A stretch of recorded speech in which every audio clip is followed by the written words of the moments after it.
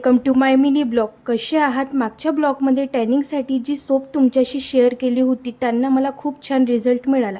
पिंपल्सचे डागसुद्धा remove झाले. Mostly माझी soap संपली होती आणि सोपसुद्धा बनवायची होती. मी येथे पेअर सोप घेतलेली आहे.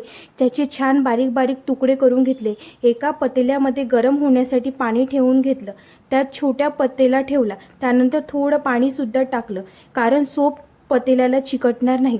सोप टाकून घेतली. त्याला छान मिल्ट होऊ दिलं.